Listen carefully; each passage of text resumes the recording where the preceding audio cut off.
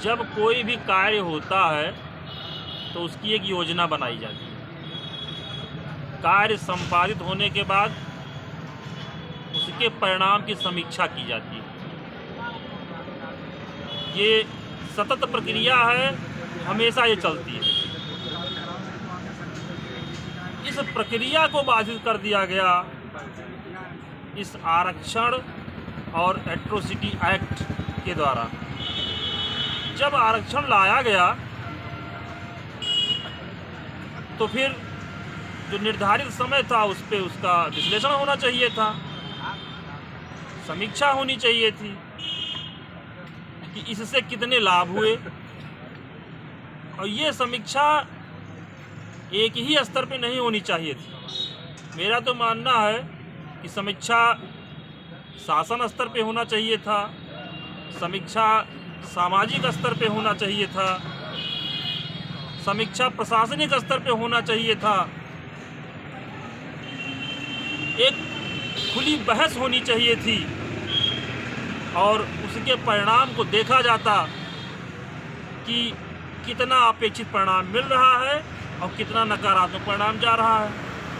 फिर आरक्षण को जैसे तैसे जो करना होता किया जाता, लेकिन ये काम किसी भी सरकार ने नहीं किया। समाज के तमाम जिम्मेदार व्यक्ति जो खाली इसी बात का ज्ञान बांटते हैं कि हम समाज के जिम्मेदार हैं, ये होना चाहिए, नहीं होना चाहिए, हमसे पूछा जाना चाहिए था, कोई भी सामाजिक व्यक्ति निकल के बाहर नहीं आया कि जिसने ये कहा हो कि आरक्षण जैसी प्रक्रिया की समीक्षा होनी चाहिए। समीक्षा ना होने पे दुष्परिणाम क्या आए? एक व्यक्ति जिसने आरक्षण का लाभ ले लिया और सरकार की निगाहों में ही नहीं, समाज की निगाहों में भी वो अपने स्तर से ऊपर उठ गया, आगे निकल गया। उसके बाद पुनः उसी को आरक्षण का लाभ दिया गया, उसके बेटे को दिया गया, उसकी बेटी को दिया गया, उसके परिवार के सदस्य को दिया गया। और बगल में ही एक पड़ोसी जो किन्हीं कारणों से आरक्षण का लाभ नहीं ले पाया, वंचित रह गया, वो आज भी वंचित है। ये समीक्षा न होने का दुष्परिणाम। जिस उद्देश्य से आरक्षण लाया गया था उस उद्देश्य को बहुत दूर छोड़ दिया गया।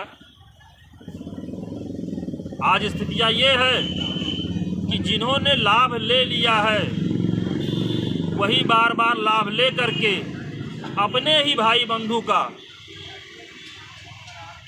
हक मार रहे हैं।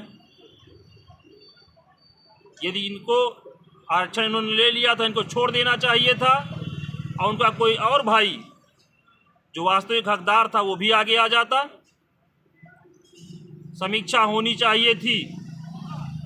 तमाम विधानसभाएं आरक्षित हैं, लोकसभाएं आरक्षित हैं।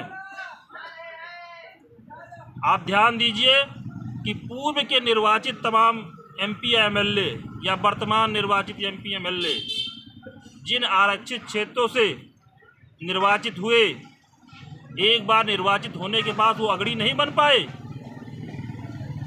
फिर भी वो आरक्षित ही रह गए। उनको उसी सीट से चुनाव लड़ाया गया या उन्होंने चुनाव लड़ा। अगर वो जब वो एक बार जनप्रतिनिधि बन के निर्वाचित हो गए थे, उनको वो सीट छोड़ देनी चाहिए थी और किसी भी सामान्य सीट से आकर के चुनाव लड़ना चाहिए था। उसका लाभ ये मिलता कि उनकी ही बिरादरी का कोई भाई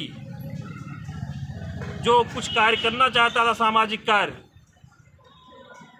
थोड़ा आरक्षण का सहयोग मिलता, जनता के बीच जाता और जनप्रतिनिधि बनकर के वो भी अग्रणी बन जाता, आगे निकल जाता। लेकिन ऐसा नहीं हो रहा है, ना हुआ। तमाम ऐसी विधानसभाएं हैं, लोकसभाएं हैं, एक बार जो निर्वाचित हो गया है बार बार वहीं से लड़ रहा है। मैं सभी जनता की तरफ से उनसे पूछना चाहता हूं कि जब आप एक बार जनप्रतिनिधि हो गए उस आरक्षित क्षेत्र से, तो सामान्य क्षेत्र में चुनाव लड़ने क्यों नहीं जाते हैं? अपने भाइयों के लिए वो आरक्षित क्षेत्र क्यों नहीं छोड़ रहे हैं? आपको छोड़ देना चाहिए। जरा सी भी नैतिकता होती तो आप वो सीट छोड़ दिए होते और कह देते कि हमारा कोई भाई बंधु जो पहले से पीछे है वो भी आगे आ जाए। लेकिन नहीं, आपने ऐसा कुछ किया नहीं है कि सामान्य पदों पे जा करके और निर्वाचित हो पावे। आप तो केवल आरक्षण की मलाई काटे हैं ना, आरक्षण के नाम पे आप जीते हैं।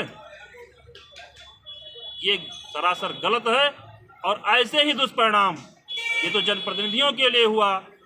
प्रशासनिक स्तर पे आप देख लीजिए, यही स्थितियां प्रशासनिक स्तर पे हैं। यही स्थितियां सरकार द्वारा जो भी योजनाएं लाई जाती हैं उन सब योजनाओं का लाभ भी वही लोग ले रहे हैं और वो खुद अपने भाई बंधु का जो लाभ होना चाहिए हड़प रहे हैं और उनको ऐसे बरगलाते फुसलाते हैं कि जैसे हम या हमारा सवर्ण समाज या वो समाज जो आरक्षण का लाभ से बाहर है वो उनको नुकसान पहुंचा रहा है।